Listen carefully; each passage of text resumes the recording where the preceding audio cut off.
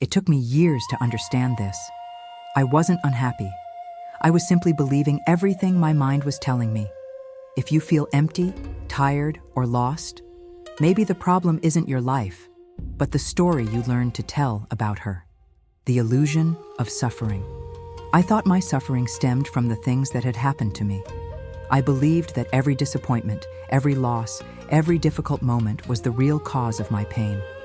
I carried with me a mental list of everything that had gone wrong in my life, as if they were concrete proof of why I couldn't be happy. I looked to the past and saw only a sequence of painful events that completely justified the weight I felt in my chest. It was as if I were trapped in a labyrinth with no way out, where each corner revealed only another reason to suffer. Today I understand that it stemmed from the way I interpreted everything without questioning. It wasn't the events themselves that imprisoned me, but the stories I constructed about them, the absolute conclusions I drew without realizing it. I transformed each situation into a narrative of personal failure, of inadequacy, of the impossibility of change. It never occurred to me that there might be another way to look at the same experiences. That reality wasn't as fixed as I thought. The geisha understands that the same cherry blossom can be seen as a symbol of beauty or impermanence. It all depends on the eyes of the beholder. I kept repeating the same painful interpretations to myself until they became unquestionable truths. This always happens to me. I'll never succeed. People always disappoint me. These phrases echoed in my mind like destructive mantras. I didn't realize that I was choosing, at every moment, to believe these versions of reality. It was as if I had put on sunglasses and then forgotten I was wearing them, thinking the whole world was naturally dark.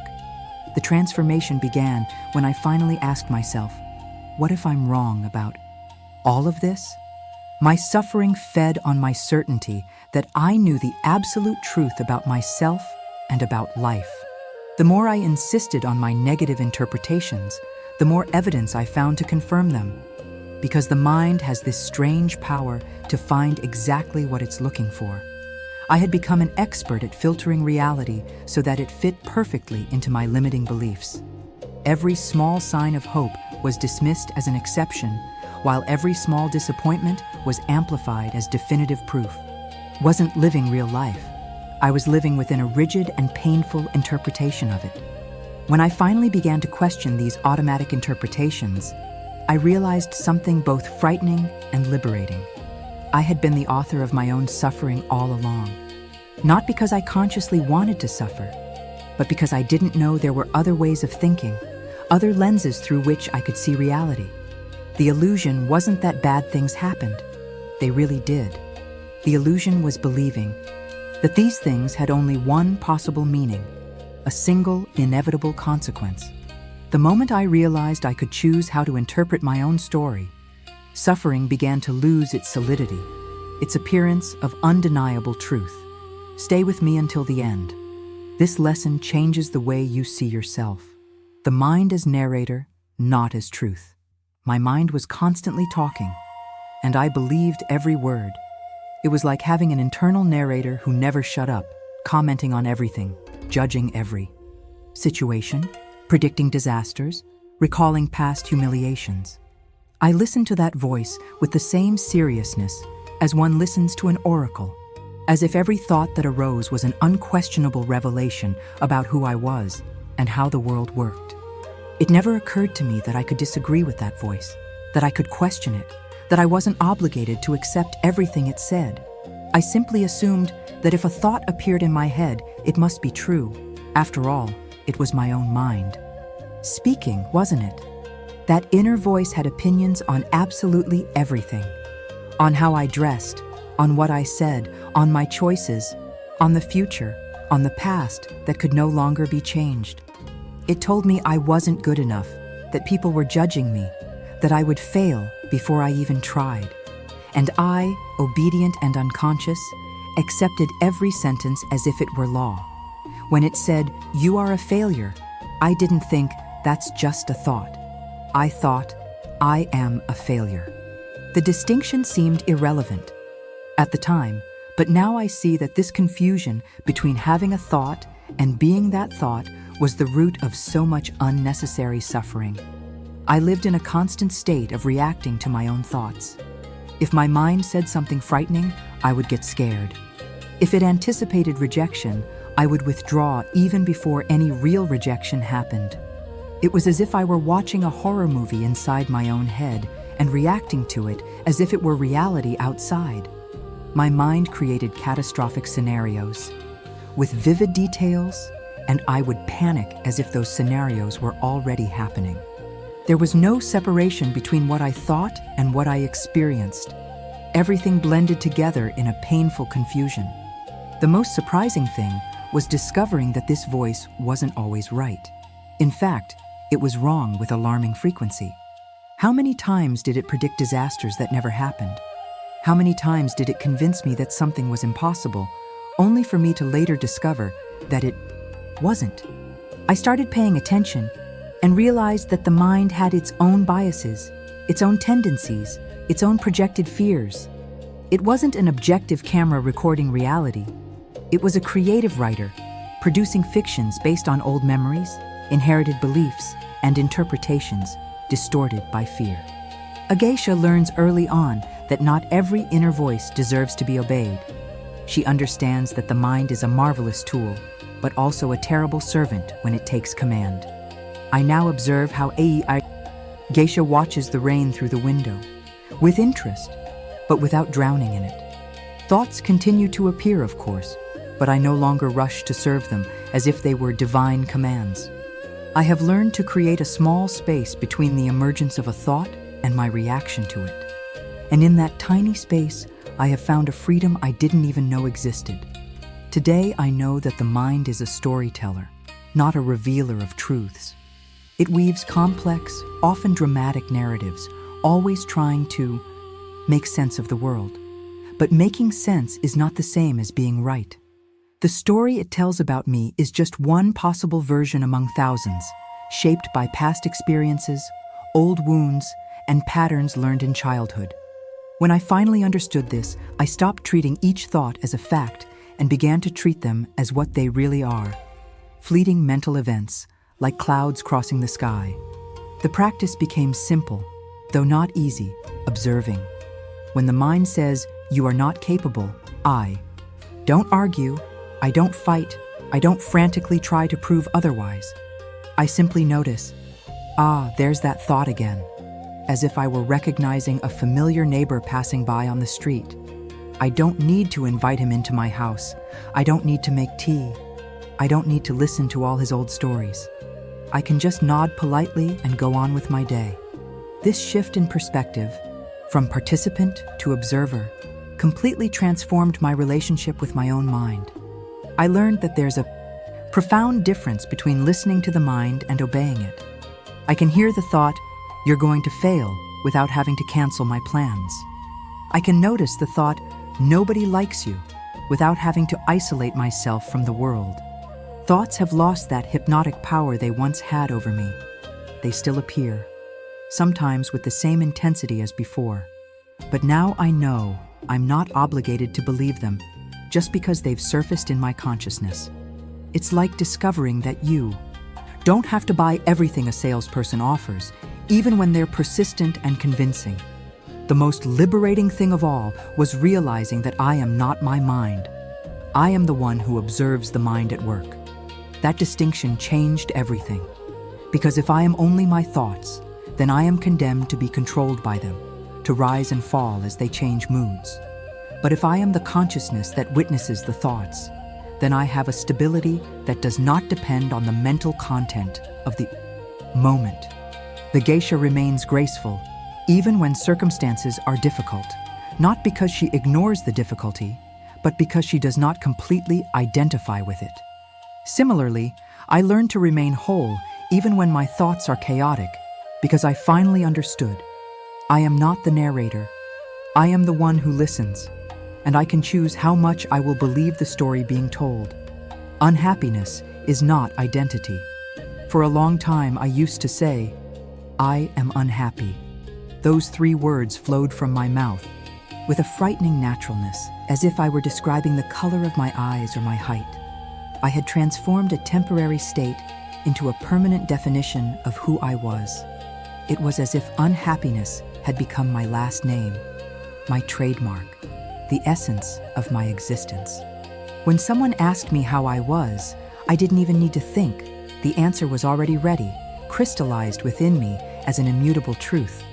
I wasn't just going through a difficult time. I had become the difficulty itself. This identification with unhappiness gave me a strange sense of stability. It seems contradictory, but there was a certain comfort in knowing exactly who I was, even if that identity was painful. I am unhappy was a certainty in a world full of uncertainties. I became an expert at being unhappy. I knew every corner of that dark territory. I knew exactly what to expect from it. Change would mean entering the unknown, and the unknown terrified me more than familiar pain. So I clung to my unhappiness, like one clings to an old, torn blanket, not because it warms well, but because it's all we've ever known. I always told my story the same way, as a narrative of continuous suffering, where I was the protagonist condemned to a tragic fate. Each new difficulty that arose was just another confirmation that, yes, I was indeed an unhappy person, and that would never change. I collected evidence of this identity like someone collects stamps, carefully organizing each disappointment, each failure, each dark moment in a mental album that I constantly revisited. This collection became my official biography, the only story I knew how to tell about myself. The most dangerous aspect of this identification was that it created a self-fulfilling prophecy. Because if I was an unhappy person by nature, then there was no point in trying to change, no point in seeking help, no point in doing anything different. I was simply fulfilling my destiny by remaining in the same pain.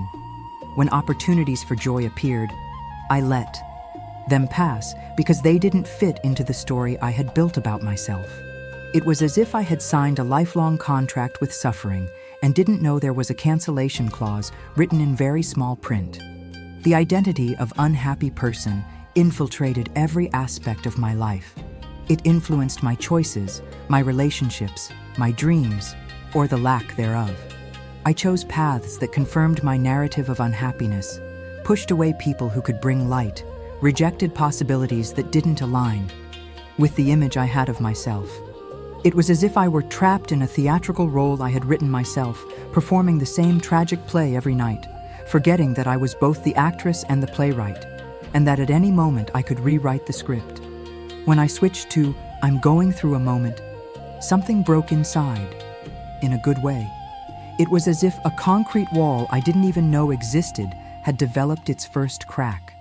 Those words, "I'm going through," instead of "I am," carried a revolutionary implication. If I was going through something, it meant it was temporary, transient, not permanent. It meant there was a before and an after. It meant unhappiness was a visitor, not the owner of the house.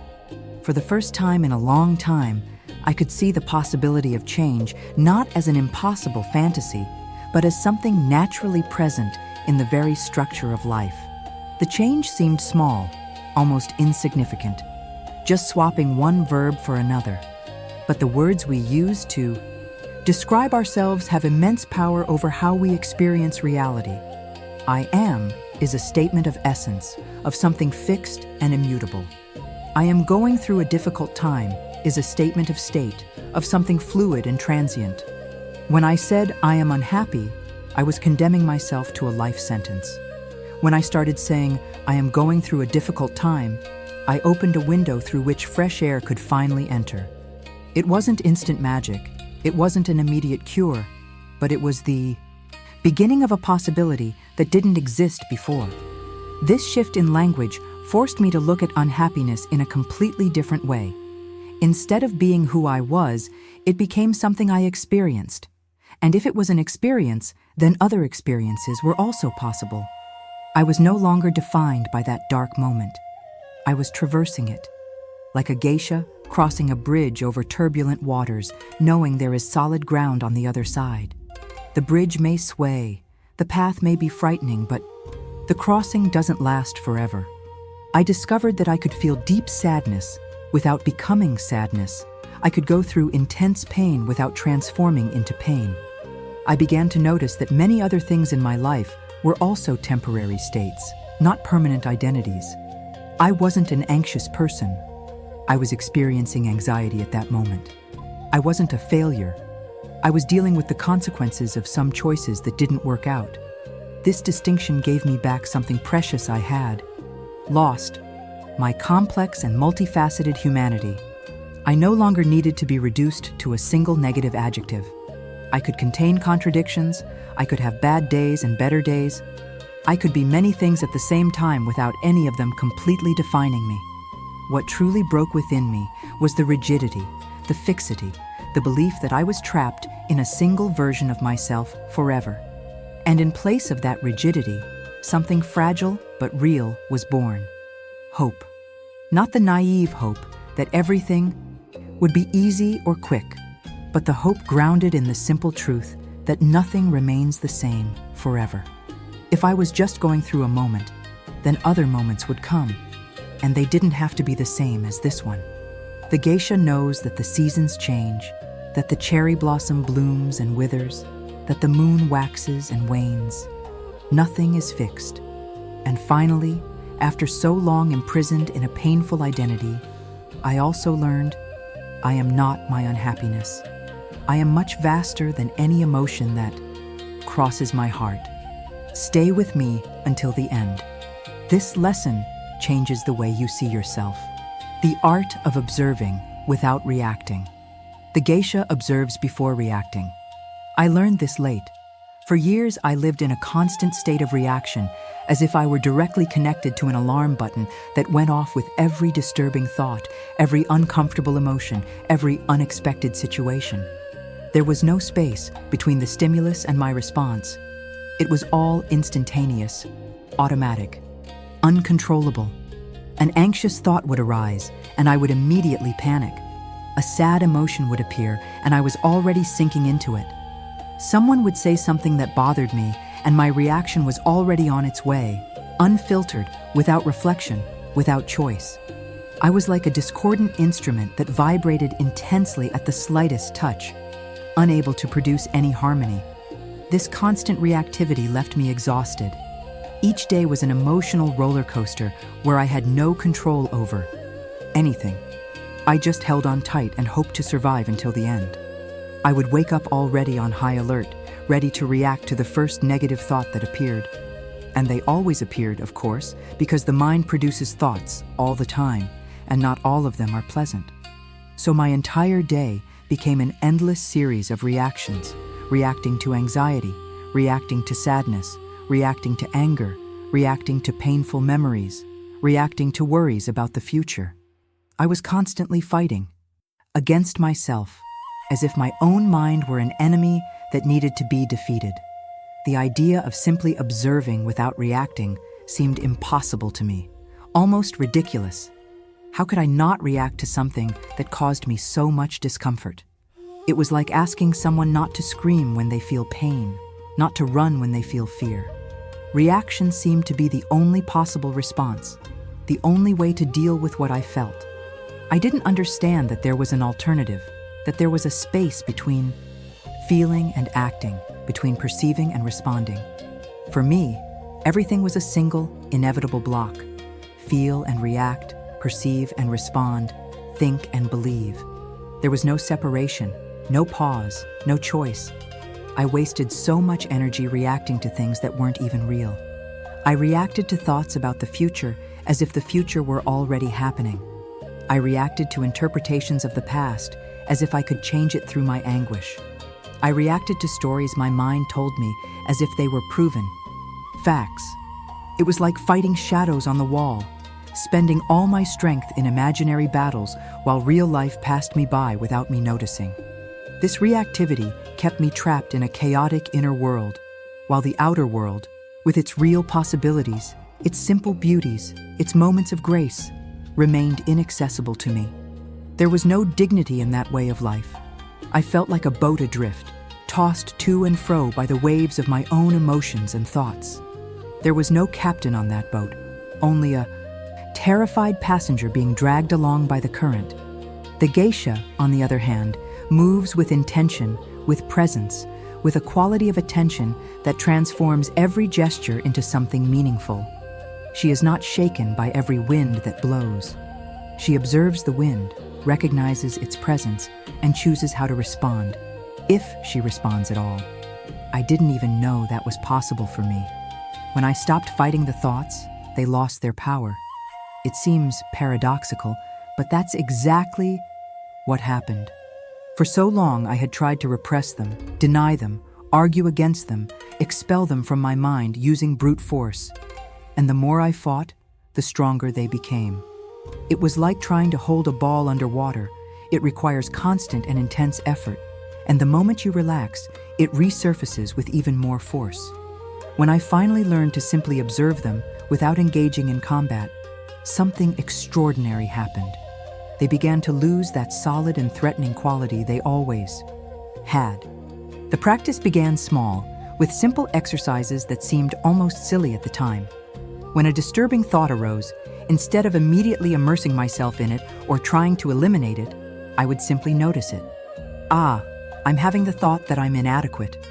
I'm having a feeling of anxiety in my chest. It was like putting a label on things, creating a minimal distance between myself and what I was experiencing. It wasn't suppressing. It wasn't pretending it didn't exist. It was recognizing it clearly, but without completely merging with it. Like the geisha who observes the tea ceremony with total attention, but without losing her own focus on the process. I discovered that thoughts and emotions have a natural cycle when we don't interfere with them. They arise, reach a peak of intensity, and then naturally begin to diminish and disappear. But I had never allowed this cycle to complete. I always interrupted it midway with my reactions, my analyses, my resistance, and thus kept everything alive and present for much longer than would be natural. It was like repeatedly poking at a wound that was trying to heal. When I finally learned to let the cycle happen without interference, I realized that most thoughts and emotions lasted much less time than I imagined. Observation became my daily practice, my refuge, my way of creating inner space. It wasn't a practice of avoidance. It was quite the opposite. It was about being fully present with whatever was happening, but without completely identifying with it. Like watching a movie knowing you're not the character on screen, but still being involved in the story. I began to notice patterns that had previously gone unnoticed. Certain thoughts always appeared at the same times. Certain emotions were triggered by specific triggers. Certain reactions had roots in old experiences that I no longer consciously remembered. The most liberating thing was discovering that observing doesn't mean being passive or resigned. On the contrary, observation gave me a power of choice I never had before. When I simply reacted, I was at the mercy of every impulse, every automatic thought, every conditioned pattern. But when I observed first, I created a space where choice became possible. I could perceive anger rising and decide not to speak at that moment. I could notice anxiety growing and choose to take a deep breath instead of panicking.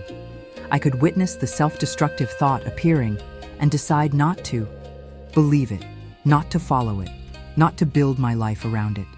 The geisha masters her art not through force, but through attentive presence and conscious choice. And finally, after so many years living on autopilot in reactivity, I was beginning to understand what this meant. To observe clearly, to respond with intention, and to discover that between stimulus and response, there is a space. And in that space lies all my freedom. The silence that reveals the truth. In the silence, I began to notice patterns. For years, my life had been noisy, not necessarily with external sounds, but with the incessant noise of my own mind. There was always something happening inside. Plans, worries, imaginary conversations, revisions of the past, anticipations of the future, judgments about myself and others. It was like living next to a busy highway, where the noise of the traffic never ceases, never diminishes, never allows a moment of true quiet. I no longer even realized how deafening it was, because it had become my normal state. The silence, when I finally found it, wasn't comfortable at first. It was frightening, strange, almost unbearable. The first time I tried to truly be silent, I realized how much I ran from it. There was always something to do, something to watch, something to listen to, someone to talk to, some distraction to fill the void. I filled every available moment with external stimuli because deep down, I was afraid of what I might find if I stopped. Silence threatened to bring to the surface everything I had swept under the rug. Unprocessed emotions, unfaced truths, questions I didn't want to answer. So I ran from it, kept myself busy, ensured my mind always had something to focus on besides itself. But life has a way of forcing us into silence, whether we want it or not. Sometimes through a crisis, sometimes through exhaustion, sometimes through an unexpected moment of forced pause. For me, it was exhaustion that finally made me stop. I was so tired of running, so drained from keeping all the distractions going that I simply didn't have the energy to continue. And it was in this involuntary stop, in this collapse of the escape system I had so carefully constructed, that silence finally managed to reach me. At first it was overwhelming, as if all the demons I had avoided were finally catching up with me at once. But something curious happened when I stopped running from the silence. It didn't destroy me as I feared. In fact, it began to reveal things that the constant noise had hidden. Like when you turn off the television in a room and suddenly notice the sound of rain outside, which had always been there but you couldn't hear.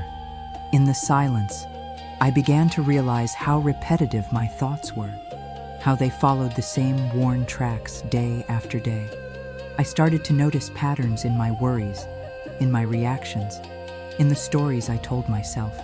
It was as if the silence acted like a clean mirror, clearly reflecting what was really happening inside.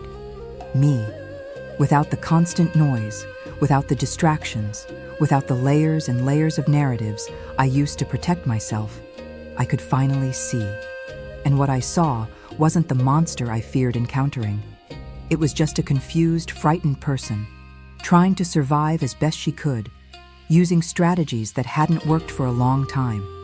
The Geisha understands the value of silence. She cultivates spaces of stillness amidst the complexity of life.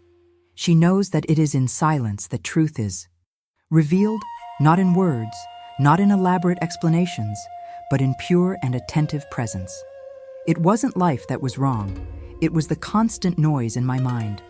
This realization came as a shock, but also as a profound relief. For so long, I had blamed external circumstances for my unhappiness. The people, the events, the situations that weren't as I wanted them to be.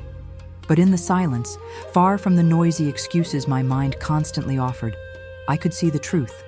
Life simply happened, with its natural joys and sorrows, but it was my mind that added layer upon layer of extra suffering through its incessant commentary, its negative interpretations, its catastrophic projections. In the silence, I realized that most of my problems weren't happening in the present moment. They were happening in my head. I suffered over things that hadn't yet happened, tormented myself with things that had already passed, and anguished over possibilities that would probably never materialize. The present moment, when I finally managed to inhabit it through silence, was almost always bearable, sometimes even peaceful. It was the mental noise surrounding the present moment that made everything unbearable. It was the story I told myself about what was happening, not what was actually happening. Silence taught me to distinguish between pain and suffering. Pain is inevitable. It's part of human life. Losses happen. Disappointments occur. The body gets sick. Relationships end. But suffering, that's optional, although I didn't know that before. Suffering comes from the stories we build around pain, the resistances we create, the ways we identify with it and make it a permanent part of who we are. In silence, I could feel pure pain without all the narrative of suffering surrounding it. And I discovered that pure pain, however intense, has limits. It arises, reaches its peak, and passes. It's mental suffering that seems endless. I began to deliberately cultivate moments of silence, not as an escape, but as a practice. A few minutes in the morning before the day began its rush. A few moments at night before sleep. It didn't need to be formal meditation or anything elaborate. It was simply stopping, breathing, and allowing the silence to exist without trying to fill it immediately. In those moments, I learned to recognize the difference between the voice of anxiety, always urgent, always catastrophic, and the voice of intuition, calm, clear, simple. Anxiety is noisy. Intuition needs silence to be heard. Silence became my greatest teacher, wiser than any book I'd ever read, deeper than any advice I'd ever received. Because in silence, there was nowhere to hide from the truths I needed to face. There was no way to blame others, no way to create elaborate excuses, no way to keep the illusions going. It was just me with myself, unfiltered, unmasked, without the protective layers I used to defend myself from life. And in that raw vulnerability, in that silent honesty, I found not the collapse I feared, but the beginning of something real. The Geisha knows that true refinement lies not in excessive ornamentation, but in the elegant simplicity of the essential. Similarly, I discovered that true clarity didn't come from adding more thoughts, more analyses, more explanations. It came from subtracting the noise until only true silence remained. And in that silence, finally, I could hear not the voice of my anxiety or my old story of unhappiness, but something deeper and truer, life happening now without all the interference I had added to it for so long. Freedom is not constant happiness. I used to think freedom meant being okay all the time. I believed that truly free people didn't feel sadness, didn't face doubts, didn't go through dark times. In my imagination, freedom was a permanent state of joy, a kind of unwavering happiness that withstood any storm. I looked at others and thought that those who seemed tranquil simply didn't have real problems, didn't feel the same things I felt. And because I still suffered, because I still had bad days, because I still faced difficult emotions, I concluded that freedom wasn't for me. It was as if there was an exclusive club of happy people, and I would never receive an invitation to join. This belief kept me trapped for much longer than it should have. Every time sadness returned, every time anxiety reappeared, every time I felt lost or confused, I interpreted it as proof that I had failed, that all the work I had been doing wasn't working, that I would never truly be free. It was like trying to climb a mountain, thinking the goal was to never feel tired again. And every time my legs got tired, I thought I was doing something wrong and went back down to the starting point. I didn't understand that tiredness is part of the climb. It's not a sign of failure. I created impossible pressure on myself to always be okay, always positive, always at peace.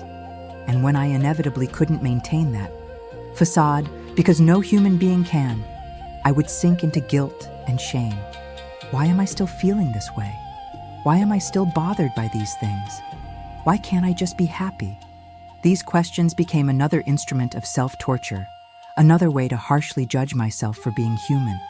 I had transformed the pursuit of freedom into yet another trap, another impossible standard I could never meet. I heard people talking about mindfulness, about acceptance, about inner peace, and I thought they had reached some transcendent state where negative emotions simply no longer existed.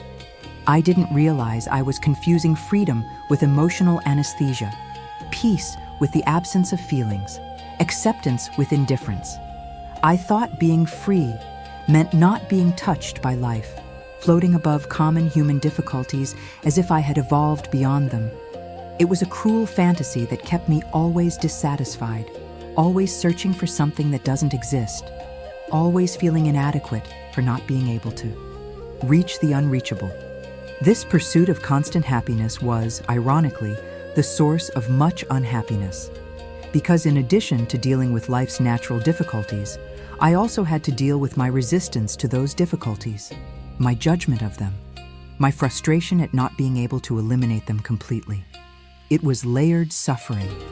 The original pain, plus the suffering of feeling that pain, plus the guilt of not being able to stop feeling it, plus the shame of not being as evolved as I thought I should be. The geisha doesn't seek a life without difficulties. She develops a way of being present with elegance even when circumstances are not ideal. But I didn't understand that yet. I wanted a life without difficulties, not an elegant presence amidst them. Today I know freedom is not being dominated by what I feel or think. This understanding changed everything. Freedom doesn't mean not feeling sadness. It means feeling sadness without drowning in it, without letting it completely define who you are at that moment. It doesn't mean not having negative thoughts. It means having those thoughts without being dragged along by them as if they were absolute truths. Freedom lies in the relationship I establish with my internal experiences, not in the absence of those experiences. It's like learning to surf. You don't control the waves, you don't make them stop coming, but you learn to move with them without being swallowed. I discovered that I can feel anxiety and still choose to act with courage. I can feel sadness and still find moments of gratitude. I can have thoughts of doubt and still move forward. The emotions and thoughts haven't disappeared. They keep appearing because I'm human, because I'm alive, because I'm part of this complex and unpredictable world. But they've lost the power to completely control me. Before, it was as if every strong emotion triggered an emotional hijacking where I completely lost my ability to choose. Now, there's a space, small but real, where I can observe what I'm feeling and decide how I'm going to respond. True freedom has a paradoxical quality. It includes everything, excludes nothing. It includes joy and sorrow, clarity and confusion, strength and vulnerability. When I sought constant happiness, I was trying to live only half of human life, rejecting the other half as if it were a mistake. But life doesn't work that way. The seasons change, the weather varies, day turns into night and night into day again. The geisha dances gracefully in both celebrations and mourning rituals.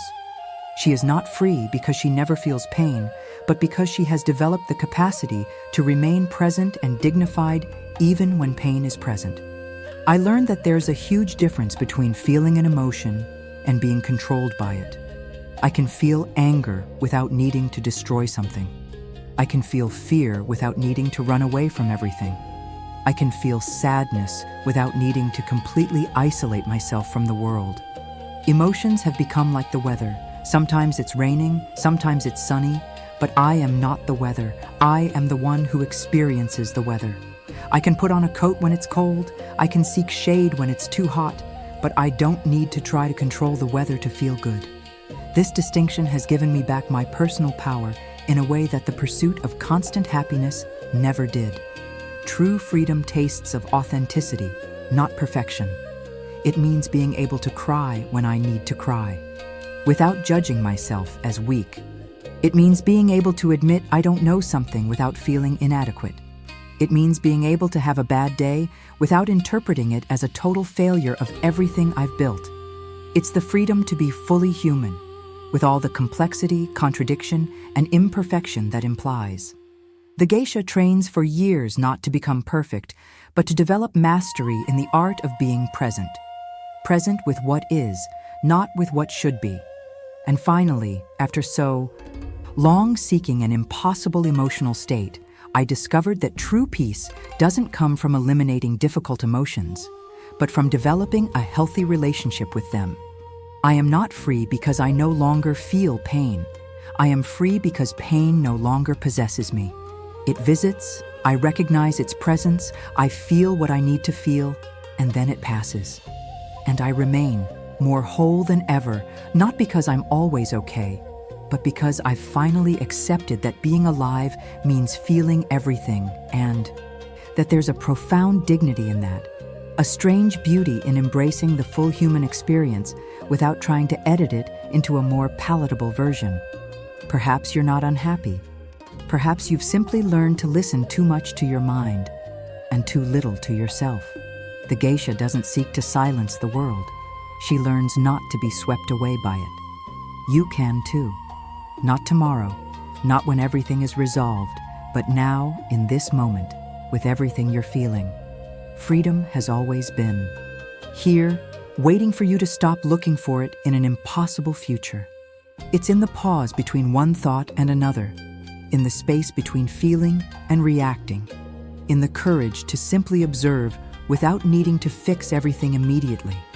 You don't need to become someone else to be free. You just need to stop believing everything your mind tells you about who you are. The story can continue, but you don't need to live within it anymore.